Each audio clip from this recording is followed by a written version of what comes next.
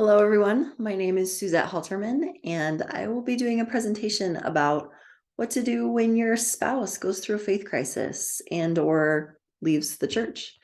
Let me just share my screen for a minute.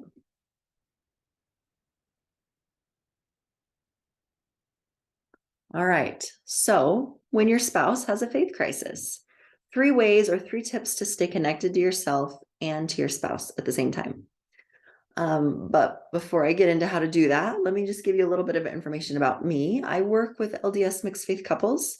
So couples where one of them has left the church or has deconstructed their faith, or where their different belief systems are making it hard for them to feel connected and navigate their life together.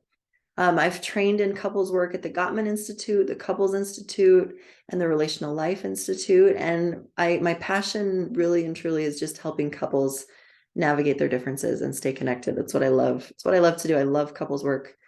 I love it. So when your spouse has a faith crisis, what you need in order to stay connected to who you are and to stay connected to them at the same time is something called differentiation. And that's a big fancy word that just kind of encompasses relationship maturity, skills of relationship maturity. That's what differentiation is. Without differentiation, you'll probably feel pulled in one of 2 directions. Either like you have to lose part of yourself, like sacrifice part of who you are, compromise your own principles and who you are in order to stay connected to your partner, or that you have to lose the connection to your spouse, lose the unity, you lose lose part of your relationship in order to really be true to yourself. And neither of those options describe a healthy relationship, and neither of those options describe a thriving relationship. So differentiation is the key here. It's the key that allows you to be true to who you are and also to stay connected to your spouse at the same time. So it's the key to navigating faith differences. Differentiation. Here's the definition, and it's kind of a lot of words, but I'm going to break it down so something simpler and then something even more simple and understandable. So differentiation is the ability to identify and express important parts of yourself. It's about telling your partner what you think, feel, and desire. You're taking a risk putting yourself out there. So it's having enough maturity that you can be vulnerable and let your partner know what's important to you. Differentiation from one's partner is the ability to be curious about what your partner says while managing your own emotional reactions. So let me break this down. It really just means I know myself and I can communicate about my needs maturely being the key word here. And I recognize that you're a separate person from me, and I can maturely handle myself while you're doing the same process of figuring out who you are and communicating about your needs. So a lot of maturity involved in this to do it effectively, but I'm going to break it down even further. So what you need when your spouse is deconstructing their faith or going through a faith crisis or leaving the church is these 3 things. And these 3 things, this is differentiation in a nutshell. And it's all S words to help you remember. So solidity, not certainty. You need separation for more connection, and you need swing dancing like the improv masters. And I will explain what all of these things mean. Solidity. Solidity is the quality or state of being firm or strong, being substantial or reliable in character. So solidity is not certainty. Certainty is about being right, correct, having enough evidence, proof, truth, assurance, right? So there is a place for certainty. In the church, we use a lot of certainty language. Like, I know the church is true, and I know the prophet is called by God, and I know that Joseph Smith was a prophet. All those things, that's knowing. If you're going to include know in it, that is an element of certainty, right? That's fine. But in relationships, there is no place for certainty, because certainty is part of the strategy of being right, being correct, having truth. So in a relationship, if you are using the strategy of being right or correct or having truth, it always will turn into a battle of whose view is right, who is more right, whose perspective is more right. And if I just provide enough evidence of why I'm right and you're wrong, right? If one person has correctness and certainty, then the other person who has different views is seen as being less correct, right? It's an imbalance instead of being equal playing field. So Terry Real, who's a couples therapist, has said that being right is a losing strategy in relationships. So that's why certainty, while it might have its places, its value in some places, in a relationship, like you just need to boot that out the door. Certainty has no role in a relationship. What is needed in a relationship, though, is solidity. And solidity is about knowing what you value, knowing who you are, having deep roots. So I think of these big redwood trees, and there's a picture of it here. The roots go so deep. This tree is not going anywhere. It's going to be there 10 years from now, probably many more than that, right? Its roots are deep. It is solid. It is firm. Like it is reliable. It's not going anywhere. For a person to have solidity, it's very similar. Your roots are deep. You know who you are and what you value. So what I value as a person, I value connection. I value my family, relationships. I value community, right? Those are things that I value. Who I am is someone who, and I value growth, personal growth and expansion and development. So what's important to me is learning. What's important to me is connecting. What's important to me is helping others grow.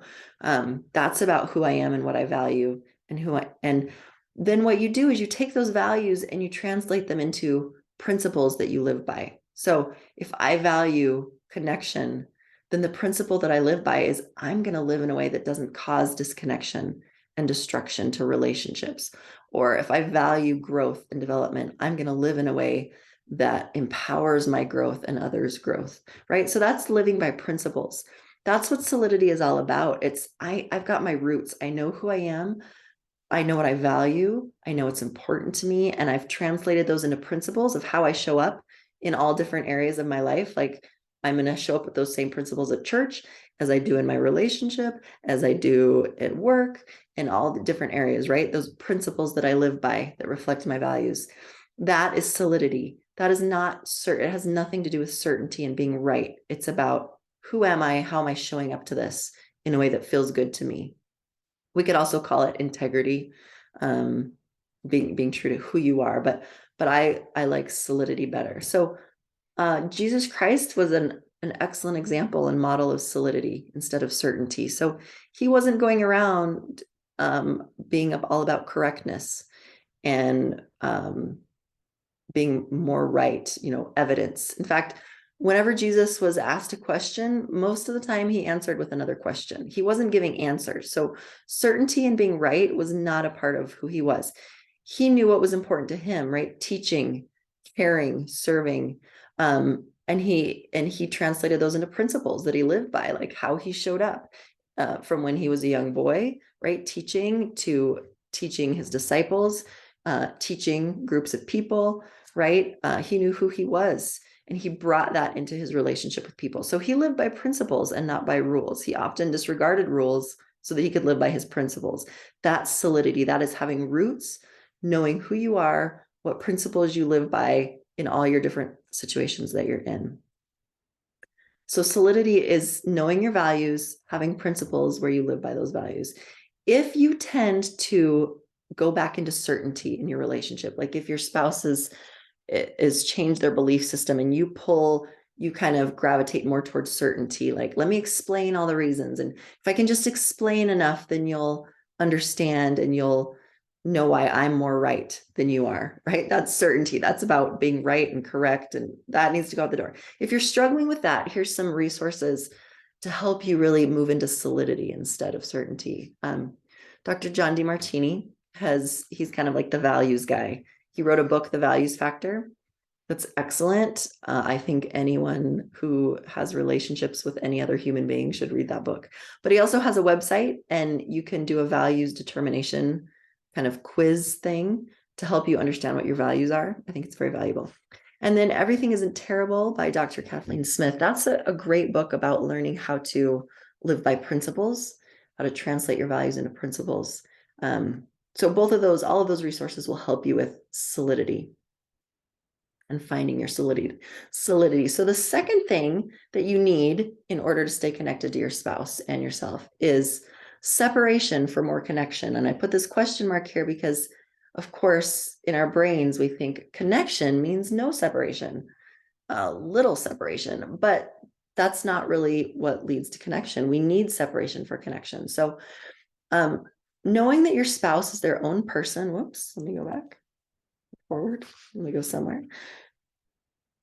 There we go. Knowing that your spouse is their own person with their own unique experiences and their own values and their own principles, that helps you understand that you are separate people. This is a good thing. This is a really good thing. So only if you have separation can then you can then have joining. So if you recognize we are two separate people, we've had different experiences, then there's space to say, let me put myself in your shoes to understand what it's like to be you.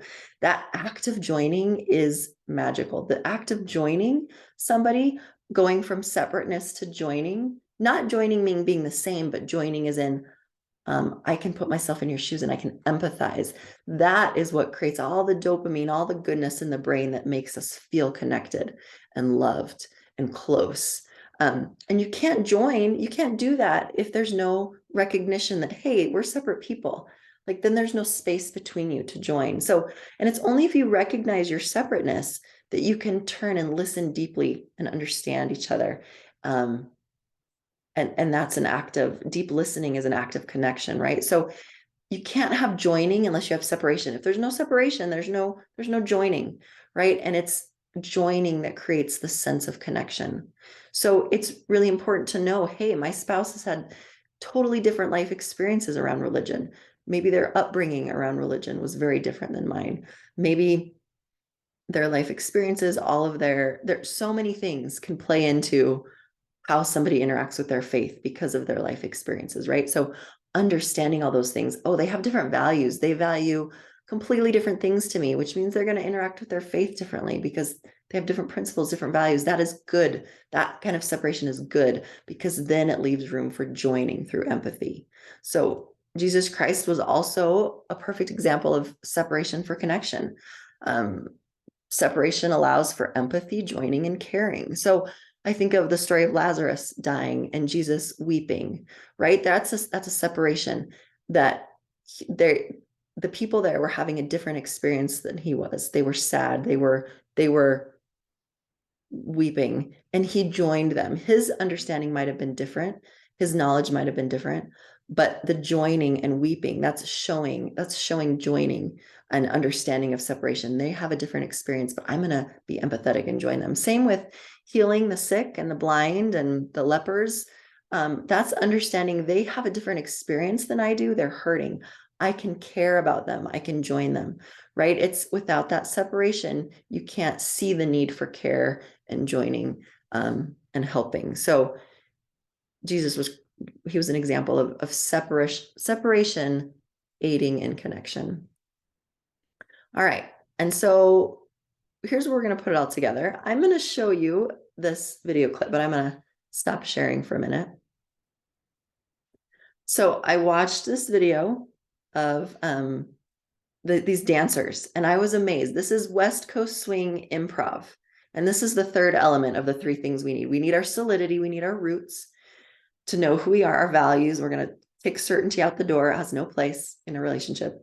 And we have our separateness, like recognizing you have very different experiences than I do. That's good. We want there to be a separation and recognizing we're different people, right? Because then it creates the space for joining through empathy, caring, listening. So this third element, this swing dancing, that's our third S, like these West Coast swing improv dancers. So I saw this video of this is improv. So these are people dancing in a partnership and it's not choreographed. There's no choreography, yet their unity and collaboration is mesmerizing. And there's like this magical dance happening that's not choreographed. And half the time they don't ever know the song ahead of time. And a lot of times they don't even know this is a random partner too. So the amount of unity and collaboration is incredible.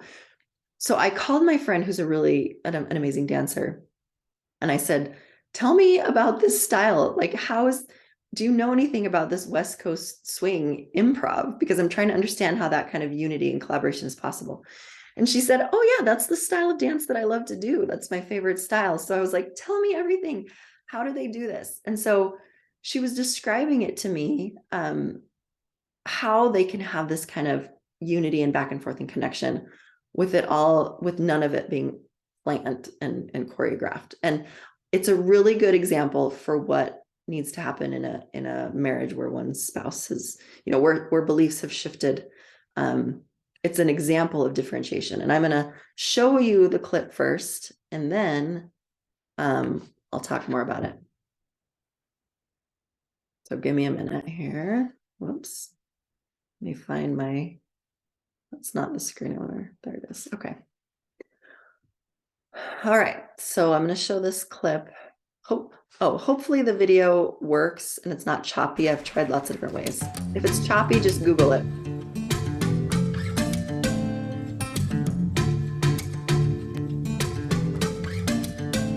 She got the brown eyes, caramel thighs, long hair, no wedding ring. Hey, I saw you looking from across the way, and now I really wanna know your name. She got the white dress, but when she's wearing less, man, you know that she drives me crazy. The brown eyes, beautiful smile, you know I love watching you do your thing. I love her hips, curves, lips say the words.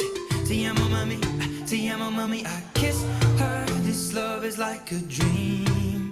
So join me in this bed that I'm in. Push up on me and sweat, darling. So I'm gonna put my time in. I won't stop until the angels sing. Jump in that water, be free. Come south of the border with me. Jump in that water, be free. Come south of the border with me. He got that green eyes, giving me signs that he really wants to know my name. Hey, I saw you looking from across the way, and suddenly I'm glad I came. Ay, ven para acá, quiero bailar, toma mi mano. Quiero sentir tu cuerpo en mí, estás temblando. Green eyes, taking your time, and I will know we'll never be the same. I love his lips, cause he says the words. Te amo, mami, don't wake up, this love is like a dream. So join me in this bed that I'm in. push up on me. So I could watch that. I could watch those videos all day long. They're mesmerizing, but none of that was choreographed. So what you can see that there's, so here's what my friend was saying.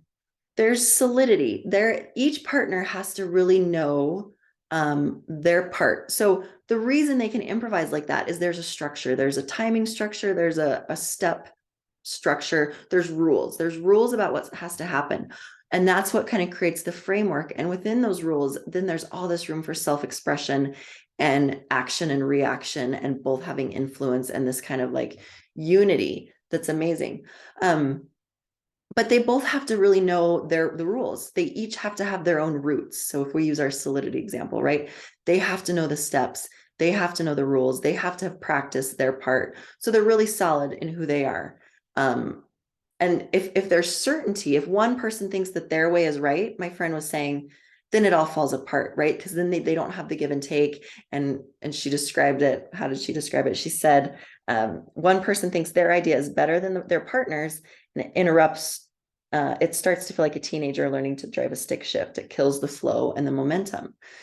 Those were her words. So the solidity, like each person not having certainty, but just being grounded in their technique, right? Their roots, that's critical. And then the separateness, right? There's a give and take.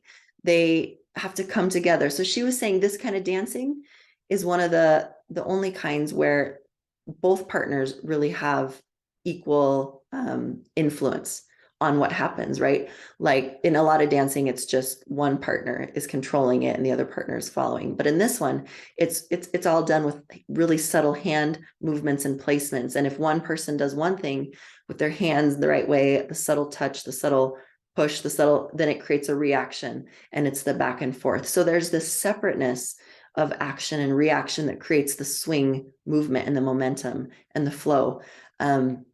Which is fascinating. So it really incorporates these principles that we're talking about.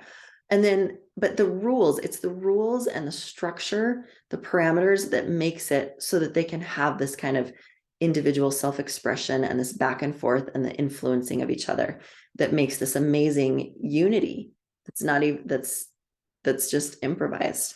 Let me go back to sharing my screen. It keeps going to my wrong screen. Let me move that. There we go.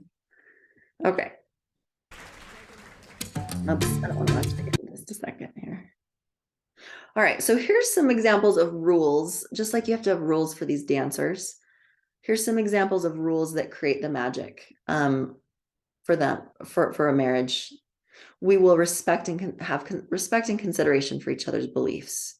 You know, that could be one of your rules that allows for the improvisation of the dance.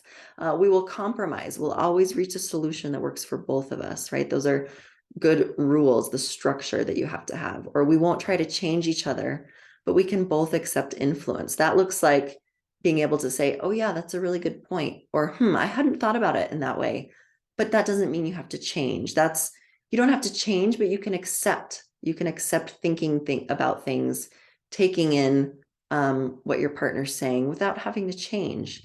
Another rule could be we can both respect each other's need for autonomy and connection, right? We're not gonna do anything that will destroy the other person's ability to control their own fate and connect and belong in ways that have meaning to them. Another rule could be that we will learn and practice our collaboration. Like we'll practice these skills as a rule, like we'll practice having these rules so that we can have the kind of improvisation between us. So really these kinds of dances, this is differentiation in action. Like this is a visual representation of the adaptability, flexibility, connection, and collaboration that can come when you have differentiation. So again, differentiation, these three things that you need the solidity, you need the roots with each person. Each person needs to know their part. And in a marriage, in a mixed faith marriage, or when one spouse has had a faith crisis, that means knowing what's important to me. What are my values? What are my principles that I want to live by in our marriage, in life, in my religion, right? That's the solidity. Just like each partner has to know the rules, they have to have their technique in the dance steps. They have to know those things for themselves. Then they have to have the separation, meaning we're two separate people. I can't just impose my will upon you, or I can't make you dance like I want you to dance, because you're different and your strengths are different, right? And in our marriage, it's we have different perspectives. We have different life experiences, so many different life experiences. We have different values, different principles, but I can join you. We can have that's the action and the reaction, the back and forth momentum, the flow, where I can listen to you. I can join you in listening, and in caring and in empathy. And then you have to have the rules and the parameters that allow for this intense collaboration to create something amazing. So something else that my dancing friend said, she said about what makes improv, this kind of dancing work, is that she said, this is her quote, she said, you have to be super connected and in tune with your partner. Honestly, sometimes it can be an emotional experience working to understand and listen to someone so closely. And then she talks about some of the subtle hand movements. And she said, the magic only works with two really great listeners and responders. Otherwise, it can be a train wreck. So it's this, you've got the rules, and then within that, it's just listening and responding, right? Not my way is the right way. It's listening. It's the joining, the separation and the joining, the listening, the responding, the give and take, the back and forth, that creates this magic. And if one partner or both partners aren't able to do that, then it's not, you're not going to have this kind of unity that can come. And I want you to watch in this next clip the amount of self-expression that they each have, right? Because that's what we want in a marriage. If one person has had a faith crisis, we want them to have their own self-expression, have their own feelings about church and religion and God. That's fine. Both people can have their own self-expression, but it's when you have the parameters, when you have the solidity, when you have this separation that allows for the coming and going, the empathy and listening, you can still have unity and magic. So I'm going to show you one more clip because I love these. I think they're such good. Move this out of the way. example.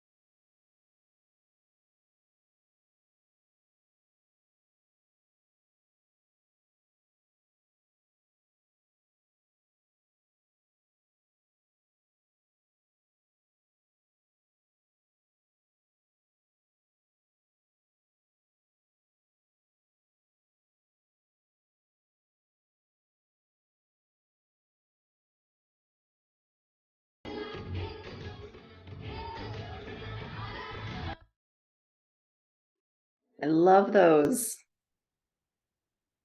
I love all of those. So, yeah, I hope you can see how that is really exemplifying differentiation. These three things that you need: solidity, separateness, we're two separate people, recognizing that, and then swing dancing, like these masters, where you've got your rules that contain you, but there's so much that can happen of self-expression, give and take, influence, back and forth. And beautiful magic that can come out of that. And so that's what is needed. I'm going to share my screen one more time. Let's see if this. Okay. Let me just share a few more. Oops, not that. All right. So if you want to know more about differentiation, because this is a very watered down version of what differentiation is. If you want to know more, if you upgrade to the bonus video, I will walk you through a differentiation continuum that comes from the Couples Institute, like a spectrum of where are you on this scale of differentiation? Where are your relationship skills? What's the next level up for you that you need to be working towards, right? So I find it really fascinating. So if you are interested in really understanding differentiation more and seeing where you can improve, then join me for the bonus. Thanks for coming and joining me in this. If you want to know more, or you want to get in touch with me, my email is SuzetteHalterman@gmail.com. It's my email, my website, SuzetteHaltermanCoaching.com. And then I'm on Instagram, Suzette Halterman. I'm also on Facebook. I put a lot of information about how to navigate differences as a couple, especially in mixed faith marriages. So please reach out if you have any questions, and thank you for joining me today. Bye.